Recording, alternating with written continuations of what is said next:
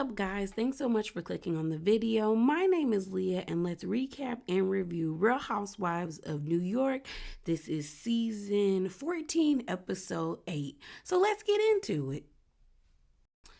All right, y'all. So let's get into this review. So the episode opens up and we find out that it is almost time for Christmas. It's like December the 22nd. So, that is 3 days before Christmas.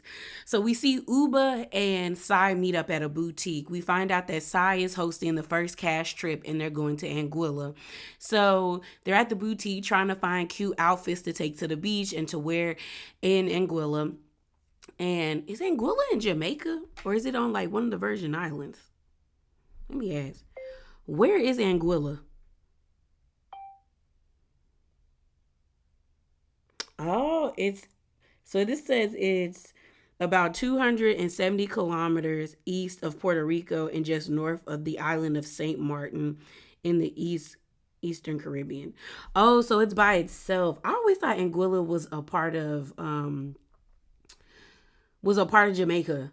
I don't know why, but it's right next to the Virgin Islands. Okay, look at me learning geography, learning something new. Okay. So, they're going to Anguilla. And so, like, they sit down, and Uba, we know, got sick. So she's like, yo, catch me up on all the tea about what happened at Aaron's anniversary party and, like, what went down. So Sai lets her know, I left early. Aaron had an attitude about it. Like, she was upset with me about it. And then we had a reef party where we were making reefs. She came in, was mad at me. She was like, I apologize. But but Sai's apology was a half-ass apology.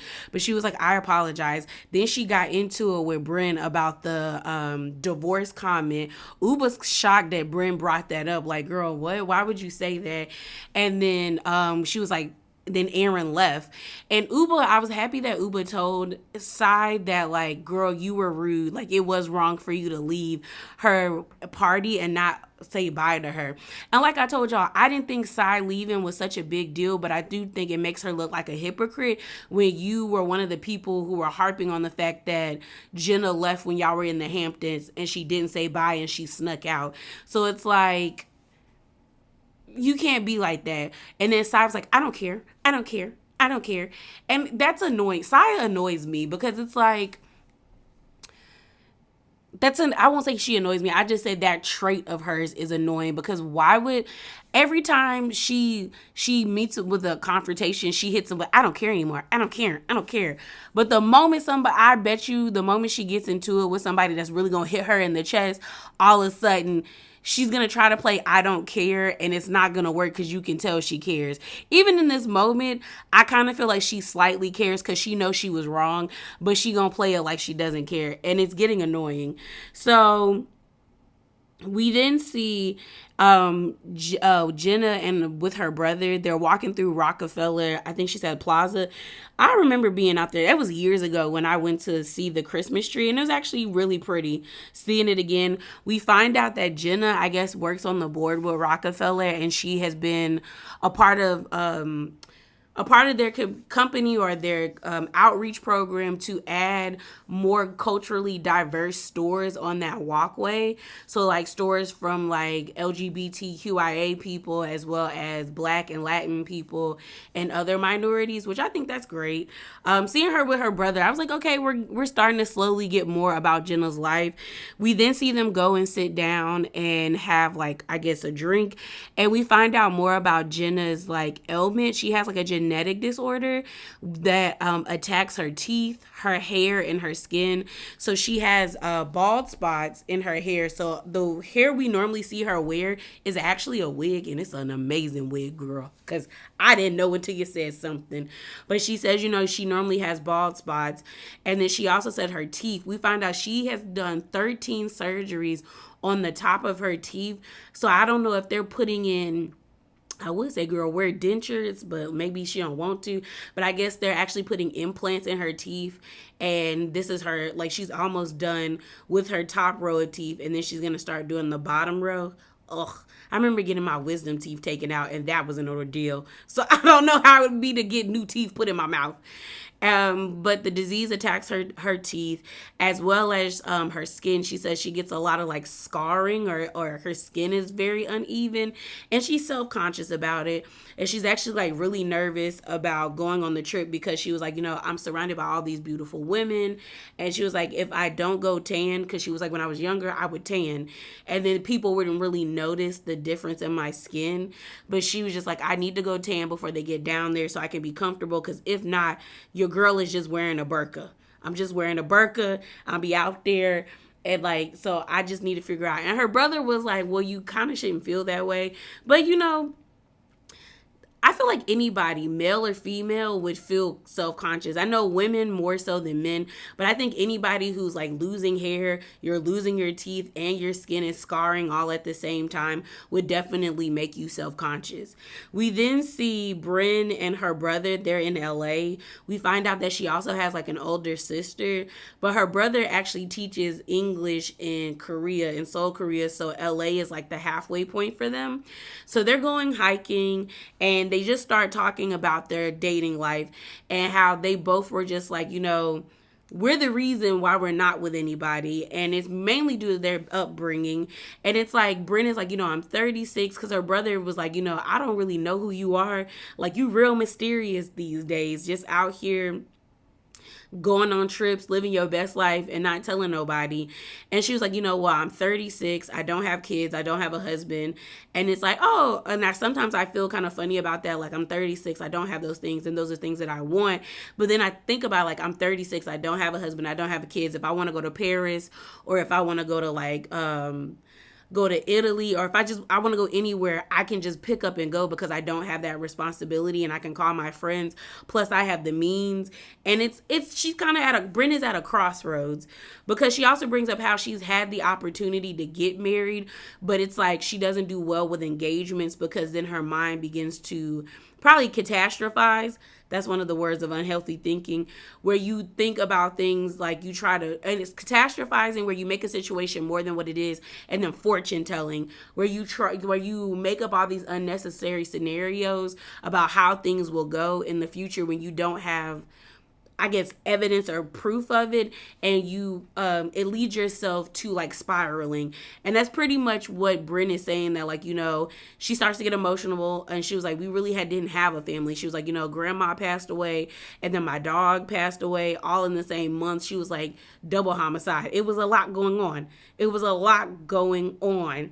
And the brother, I felt bad for the brother in this moment, because Bryn was like, yeah, you're always the one that's always lifting us up. And I'm like, I hope y'all do that for him, because as Bryn was crying, you could tell that he kind of wanted to cry too. But I think he was trying to hold it together, because I think he knew, like, if I break down, she gonna break down, and we might not be able to pull ourselves back together. But I do hope he's in therapy, the sister's in therapy, the older sister's in therapy, and she's in therapy, because they did go through a lot. They weren't blessed with the best upbringing. You had two negligent parents, and then you have a grandmother who did all that she could, but then they it seems like they lived in poverty, or they had a lack of funds. And then it's like, now you're an adult, and it's like, you want a family, but you don't know what a healthy family looks like. So then you start to think you're not worthy of that because you haven't experienced that. And that's what it seems like to me, that Bryn has these opportunities, because Gideon seemed like a nice dude, but it seems like Bryn has the opportunity to be with good people, but she probably doesn't think she's good enough herself. So it freaks her out to think that someone sees value in her, and she's probably just like, yeah, no. But it's also true, she doesn't have to get married. Like, she could, a lot of women are planning their lives without getting married, and you could do that. But I think she wants that, but she doesn't know what a family is, because she hasn't had the best representation of a family. Or maybe she has this ideal version of what a family is, because technically her family was a family. It just wasn't a common family that most people have, like a mom and a dad and siblings. You had your grandma, who was your family, and your sister and your brother. That's your family. And it might not have been the best, but like, you still had somebody that cared enough about you and loved you and your siblings enough to want to adopt you when she didn't have to. She could have let y'all be in foster care and like just let it go. But she said, no, I want these kids. So I think she needs to reimagine what a family would be, and and see the value in herself of being a part of a family, because that's what it seemed like. So then we get this weird scene with Jessel and Pavid, where Pavid tells her that he going to Vietnam for 3 days. And she's like, for what? And he was like, well, you going to Anguilla for 5 days. And he was like, yeah, to do what? Because she was like, what are you doing in Vietnam? He was like, taking time for myself. What are you doing in Anguilla? And she was like, going to be with my friends. And he was like, well, why can't I go to Vietnam? And then she was like, well, how long is the flight to Vietnam? He's like, 20 hours. So she's like, so you going to spend 20 hours on a plane just to go to Vietnam for 2 days and then come back? And he was like, yeah. And then she was like, who wants to be on a plane that long? And Poppy was like, I actually think being on a plane that long would be great. I don't know. People were saying it was given like, spicy tourism. If you know what I mean when I say spicy tourism. But I don't know. Poppy just seems kind of weird. Like I honestly I have two thoughts. Like he could be going out there to be with somebody or to partake in the spicy tourism. But there's another part of me that really believes that man just want to get away from Jessel and them kids for like 3 days. And he's like, I got points to go to Vietnam, so I'm going to go to Vietnam. It's giving that. It really is kind of giving that. But we then see this scene of Aaron going to see Jenna. So Jenna actually got her surgery, like I think her 13th surgery on her top row of teeth. And so she's at home. Aaron stops by. She made like butternut squash soup. And like, Jenna's like really appreciative of it. And she's like laying in bed. And she basically tells her like, I'm going down to Anguilla before you guys. And they show a screenshot of like the texting group that they have, where Jenna basically said like, hey guys, I'm like gonna head down like a day before on Monday and get a tan and acclimate before you guys get down there. And some of the girls are like, really, girl? And so then Jenna ends up telling Aaron, like, to be honest, not even to be honest, she was like, I have like my skin issues. I just want a tan that would make me feel better, especially being around y'all. But she was like, also, and she was like, I can't believe I'm about to say this, which she probably should have kept to herself. But she said, also, I don't really want to fly coach. I want to fly business. So then Aaron makes a big deal in her confessional where she's like, it's a 3-hour trip. Like, you can't just fly coach for a 3-hour trip. And then Jenna makes a good point. She's like, girl, I'm in my 50s and I'm 6 feet tall. And being on a plane is very uncomfortable. Like, even for short people. I'm 5'2.5" and it's uncomfortable. So I can only imagine being 6 feet tall and sitting in them seats, because they are not tall people friendly. So Jenna was like, yeah, I'm going to go down. So we then see all the girls get to the airport. Everybody's excited. Jenna's already down there. She's enjoying the beautiful scenery. So they finally get down to Anguilla. We find out that two people have to share a room. So Uba and Jessel said they'll share a room, which Sai was surprised, and I was surprised too, especially after Uba said in the Hamptons that she likes to be in her own space because she's the type of person that's like really concerned about others on trips. Like, are you good? Are you good? So I was surprised that she was like, yeah, me and Jessel can room together. So everyone gets to the villa. It's a beautiful villa. I agreed with Jessel when she said it was given like a Mediterranean vibe, like it was in Greece or like Cyprus. And the house was giving that, like it's very white architecture and then like industrial, and they have the really royal blue seats. But it's a beautiful villa. It's called Sea Villa. And so while all the girls are running throughout the house to get their rooms, they give Jenna the worst room because she didn't come down with them. Everybody else's room is pretty nice. I think the only thing that was different for Jenna is like everyone else's room had like a shower and a bathtub and a bidet. Jenna's room just was a shower and a toilet. And I'm like, I don't know if she would care that much, but okay. So the rest of the ladies go out on the balcony where they're by the infinity pool. And Aaron ends up telling the girls, like, do y'all know when Jenna's coming?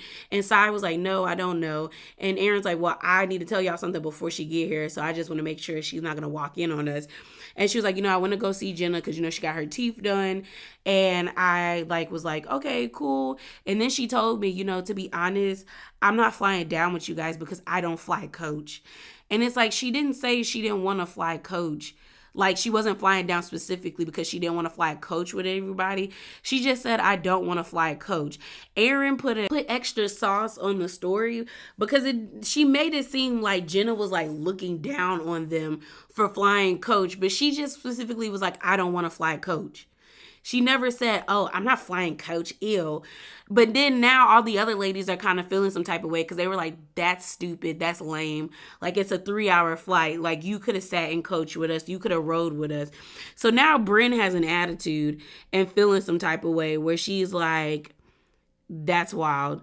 And so they're all like, now they're going back and forth saying like, well, because Aaron was like, well, she said she wanted to come down here and tan because of her skin. And then they were like, well, Sai says like, well, she says she doesn't tan. She said she was going to be on the beach in a burqa. And Jessel confirms like, yes, she did tell us that. And they show a screenshot of,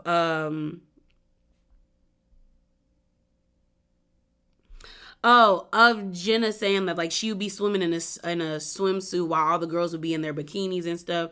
So now everyone kind of like feels some type of way. So now they start to go, they go and get lunch and they're sitting down at the table and they're all talking about it.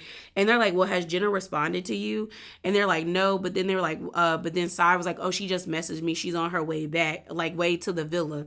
So then Bryn is talking about how she feels some type of way. Like she was like, I don't know if I can really talk to her because she gonna hit me with that baby voice, and then I can't really be stern with you because I feel like I'm not arguing in my weight class, and then I feel like I'm coming off as a bully. And they're like, well, she's not a like she's y'all are she you wouldn't be a bully. Like just state your grievances. So then Bryn is just kind of like they start bringing up the gifts thing. Sai brought that up in the beginning, but I just think they have like gripes with Jenna because they bring up the gifts where they're like, every time Jenna like gives us something, it's like a PR gift, like she's doing a collaboration with someone. Like I think she's gifted them her lashes, she's gifted them a necklace, other household items, and they're just kind of like, it feels hollow, like it's giving like New York gift giving, where it's like somebody older giving you a gift and it's not from the heart, it's just them giving you a gift just to say, oh, I got you something. And they're all kind of feeling some type of way, feeling like Jenna wants them to like promote her stuff. And at first Aaron was like, oh, I didn't think she did that. But then Sai brought up her doing a video where she was watching herself box, like Jenna filmed herself boxing her gifts to the ladies and speaking about the different collabs. And in a way, I get both sides. I get the ladies being like, stop giving us gifts if they're not meaningful, but then I would still take the gift. But she's not asking them to promote anything. But I also get the ladies, I also get Jenna being like, well, I'm on this platform. Like, why not promote my businesses? Why not get this free advertisement and sell myself? So I can get where everyone's coming from. I do kind of think they're just annoyed with Jenna, so they're harping on that. Because who is really that mad about gifts? And it's not like she's asking y'all to promote it. Like, she's promoting it herself by filming herself boxing these gifts to give to y'all. So I don't know. So Jenna finally shows up. Everyone's like, oh my God, look at her. She's looking cute with a glowing tan. And so she sits down and they kind of just get straight to it. They're like, so you didn't want to fly with us because of coach? And Jenna's like, who said that?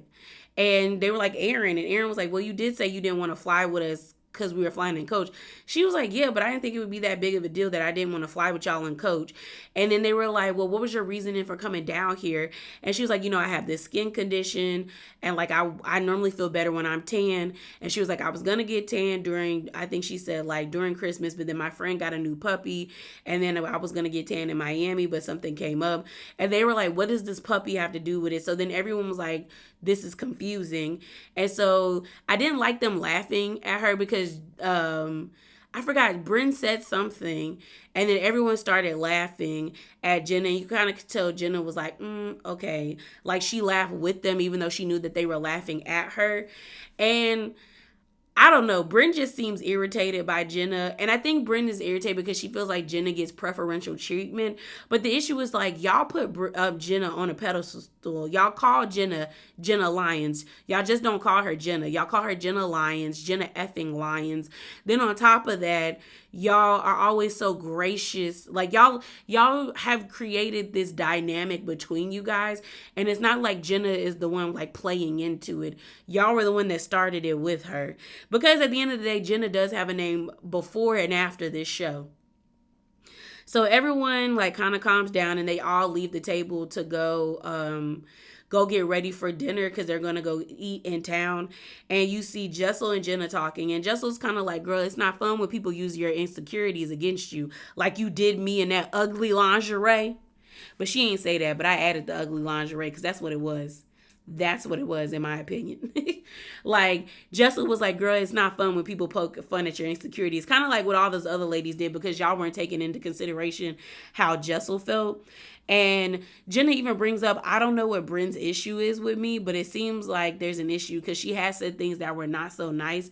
And then Jessel was like, she does seem like to have like pent up like frustrations with you. I don't know where they're coming from, but that's what it seems like. Then we see Bryn and Sai talking, and they're just kind of like, she doesn't share, and we're supposed to like be understanding. I don't know. I just think it's stupid that they're mad at her that she didn't want a fly coach. I just think y'all just know y'all couldn't afford it. Because in all seriousness, it wasn't that deep for them to be that mad at her. I get them wanting Jenna to share more, but I think she's just doing it at a slow pace, and it's starting to irritate everybody. But that was the episode, y'all. I'm interested to see what kicks off the drama between Uba and Aaron, because they seem like good friends now. But yeah, y'all, that is it. That is all. Remember to be bravely authentic and hop down in them comments below. Deuces.